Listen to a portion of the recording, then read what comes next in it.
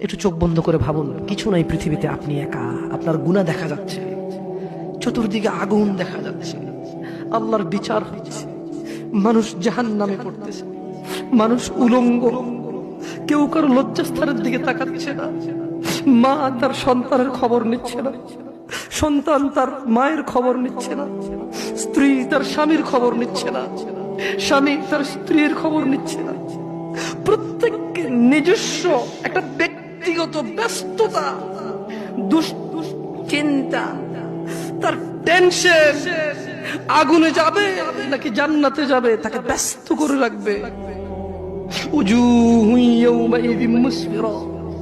এই ব্যস্ততার দিনে কিছু চেহারা হবে উজ্জ্বল।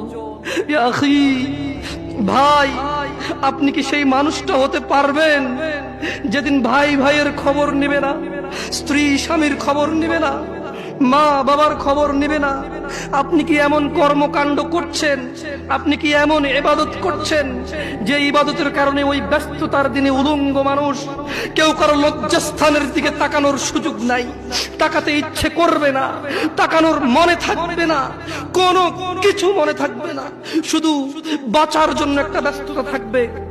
দিনী ভাই, সেদিন আপনি কি এই পৃথিবীতে এমন কোন কাজকর্ম করতেছেন?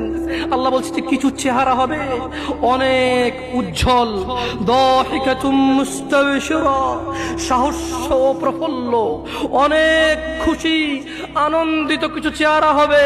ওয়া উজুহু ইয়াউমাইযিন আলাইহা গাবারা, আর অনেক চেহারা সেদিন হবে ধূলি ধূসর, চিন্তায় মলিন, কান্নায় ভেঙে পড়ার মতো, চিন্তিত, ঘামিয়ে যাবে। আহ, কি হবে আমার আজকে? সেদিন মানুষের দুইটা অবস্থা হবে, কিছু হবে হাস্যোজ্জ্বল, যারা পৃথিবীতে আল্লাহকে মেনেছে, সালাত আদায় করেছে, রাসূল সাল্লাল্লাহু আলাইহি ওয়াসাল্লামের শিক্ষা শিক্ষিত হয়েছে, যারা কোরআন তেলাওয়াত শিখতে গিয়েছে, বয়স 40 হোক শরম পায়নি, বয়স 60 হোক লজ্জা পায়নি, বয়স 20 হোক লজ্জা পায়নি। যে বাবা মারা ছেলেকে ডাক্তার বানাবে, ইঞ্জিনিয়ার বানাবে, পাইলট বানাবে, কিন্তু কোরআনের শিক্ষা দিতে বলেনি। যে ছেলে সন্তান নিজেকে অনেক বড় ক্রিকেটার বানাবে, ফুটবল বানাবে, বগি বানাবে, চগি বানাবে, কোরআনের শিক্ষা শিখতে বলেনি। মানুষের চেহারা হবে হাস্যোজ্জ্বল, যা আল্লাহর সাথে কাউকে অংশীদারিত্ব করেনি সেদিন, এমন হাস্যোজ্জ্বল চেহারা হবে।